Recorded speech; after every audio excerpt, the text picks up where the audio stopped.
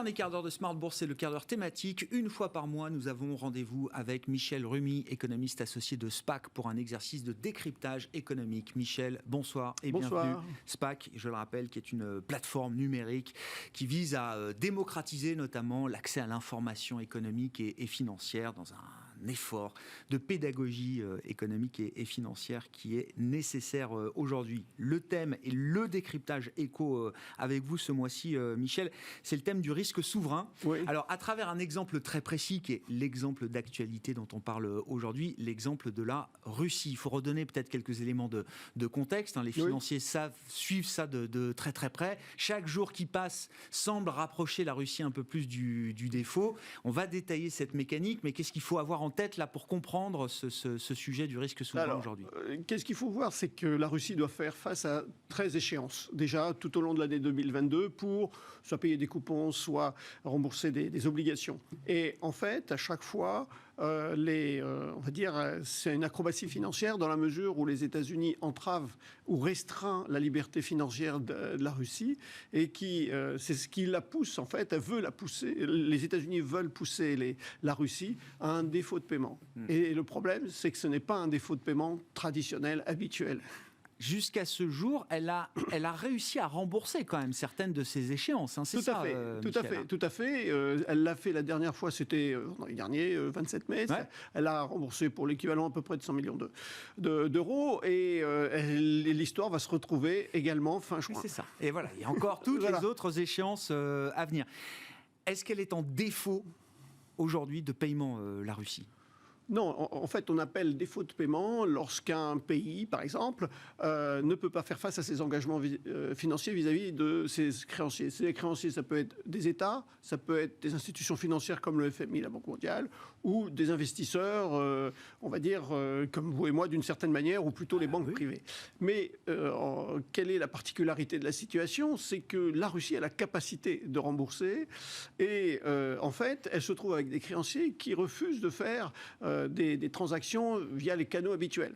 Et donc, c'est un défaut de paiement technique. Et c'est ça qui est important.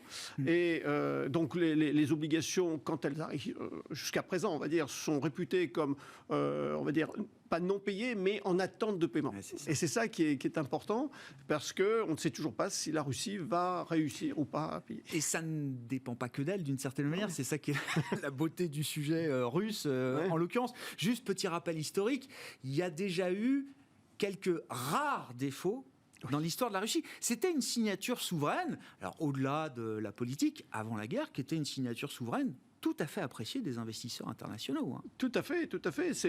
L'exemple parfait, ce sont les emprunts russes, lancés par les tsaristes. Et puis, lorsqu'il y a eu la révolution de 17, la République soviétique de Russie a répudié la dette héritée des tsaristes par décret. Et donc, il y a eu un risque souverain. Mais dans l'histoire, on va dire, dans le siècle dernier, il y a eu la Chine en 1949, avec la marche de Mao qui répudie la Chine de Chiang Kai-shek par crédit à Taïwan, un petit clin d'œil. Et puis également aussi lorsque l'ayatollah Khomeini a renversé le Shah de Perse. Et donc du coup, il y a eu ces risques souverains et c'est habituel. Et bon, c'est ce qui fait généralement ces risques souverains surviennent notamment à l'issue d'un risque géopolitique. On va dire ça comme ça. Oui, le dernier défaut de la Russie, c'était 98, la crise des émergences, et c'était sur de la dette russe en rouble. Voilà, ça, tout à fait. Pas en devise dure, comme on dit, qui est souvent du dollar, de l'euro, des devises fortes. Voilà. Et c'est ça qui est important. Ouais. Et depuis, la signature souveraine de la Russie était appréciée jusqu'au déclenchement de la guerre en Ukraine.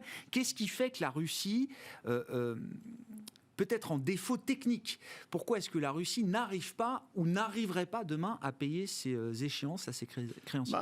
Dans la mesure où, tant que la difficulté, par exemple, c'est lorsque les États-Unis ont interdit à la Russie d'utiliser les dollars qu'elle avait sur le territoire américain, dans les banques américaines. Oui, c'est ça. Et donc, les la saisie des réserves c'est ça, de la Banque centrale russe. Voilà, tout à fait. Et donc, ce qui fait, c'est que la Russie dit, mais moi, je veux bien vous payer, mais... l'argent, il est chez vous. Il est chez vous. Et donc, du coup, je ne peux pas faire. Donc, elle a toujours des petites acrobaties. On voit les paiements en roubles pour les produits énergétiques. On arrive à faire on va dire de la gymnastique, de l'ingénierie financière. Mais ce qui se passe, c'est qu'il y a encore des avoirs qui ne sont pas encore gelés, et dans d'autres États. Mais c'est vrai que plus le système avance et plus la difficulté sera là, parce que on va dire que le leader avance et risque de pousser à un moment donné la Russie à ne pas pouvoir utiliser tout cela. Si on rentre un peu dans les circuits financiers, Michel, concrètement, comment ça se passe le remboursement d'une échéance, d'un coupon ? Mais par exemple, lorsqu'un pays doit rembourser ou payer un coupon, il demande à une de ses banques nationales d'effectuer cette transaction vers une autre banque étrangère, on va dire, qui doit, elle, et c'est ça qui est très important, vérifier la législation en vigueur. Savoir si, à partir de là, elle peut payer ses créanciers, etc., etc. Et on s'aperçoit qu'il y a eu que, dans les années récentes, des banques françaises ont été sanctionnées pour ne pas avoir été vigilantes, on va dire cela comme ça, sur la législation. Et donc, on a préféré la BNP, pour ne pas la citer, à payer 9 milliards pour éviter un procès. La Société Générale, à peu près 1,4 milliard.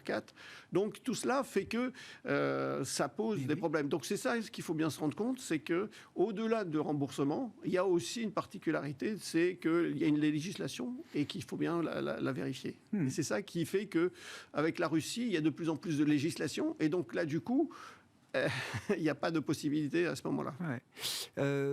Comment on constate le défaut officiel ? Qui constate le défaut officiel ?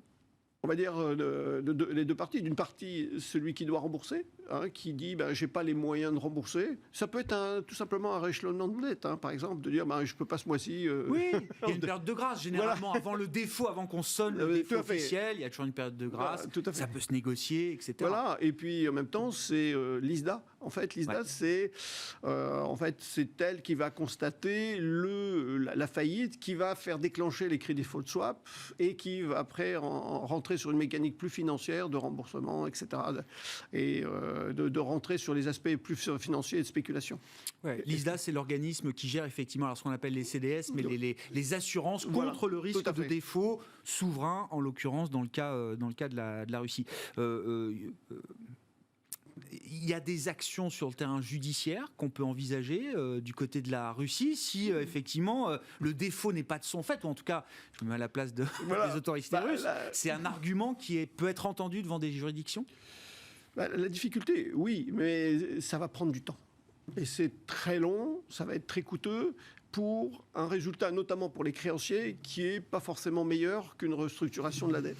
Donc, de manière générale, les créanciers préfèrent s'abstenir dans la mesure où elles préfèrent que la situation, on va dire, s'améliore, que la situation politique s'améliore, et qui fait qu'on retrouve à une meilleure fortune. Et donc, après, ça s'arrange avec les intérêts de retard, les moratoires, et ça. Mais de manière générale, c'est très difficile, on va dire, d'avoir une réponse tout de suite. En même temps, la Russie pourrait invoquer, de dire, mais moi, j'avais les moyens, mais vous n'avez pas pu j'ai pas pu vous payer. Donc, ça serait assez rocambolesque comme on va dire, comme procès, parce que, on va dire, l'accusé est innocent et en même temps, les autres sont accusateurs, mais qui disent, mais j'ai pas reçu l'argent. Donc, c'est vrai que cette situation est atypique et qui fait que c'est un problème juridique sur le fond. On a même l'impression que c'est, pour certains investisseurs en tout cas, il y a l'idée d'un nouveau type de risque souverain à travers un bras de fer très politique, géopolitique, géostratégique.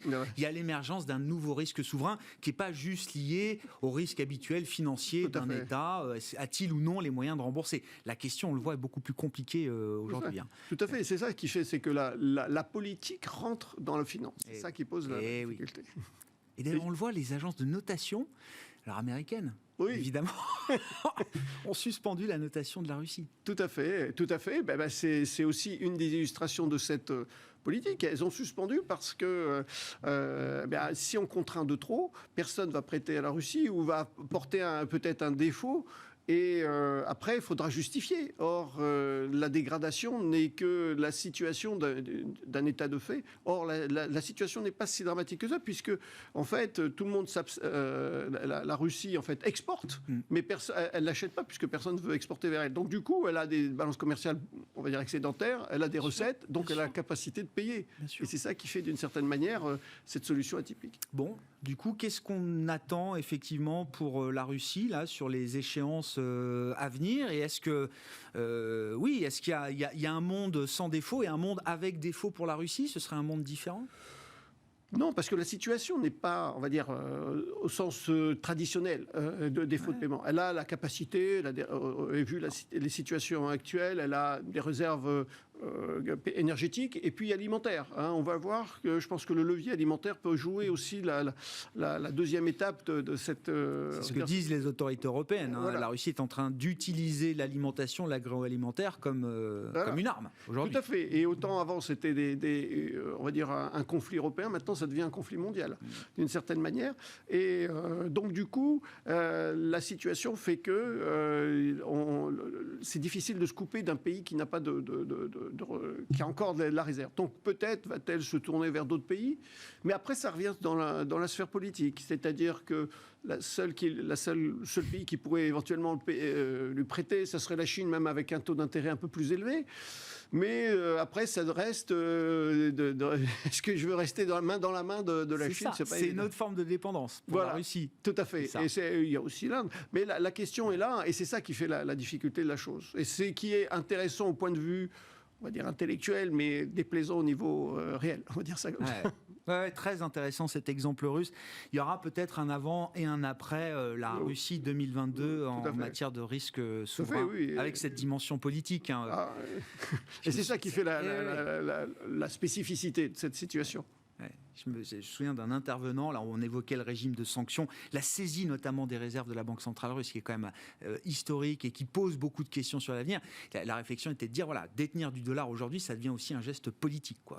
Ou détenir du rouble en sens inverse. Voilà. Mais il y a une politisation, comme vous disiez. Mais on revient à une situation de monnaie nationale, sachant que les gels des avoirs, c'est que malgré tout, ça reste la souveraineté russe. Et donc là, ça pose des problèmes de redimensionner, de faire des lois pour faire sauter cette souveraineté russe. Merci beaucoup Michel. Merci pour ce décryptage économique autour du risque souverain et du risque souverain russe en particulier, qui est le risque souverain de cette année 2022. Michel Rumi, économiste associé de SPAC, qui est avec nous en plateau. On vous retrouvera à la fin du mois de juin, 2 pour le prix d'un au cours de ce mois de juin pour notre rendez-vous mensuel avec Michel Rumi. Voilà, ainsi se termine cette émission ce soir. On se retrouve demain en direct à 12h30 sur Bismart.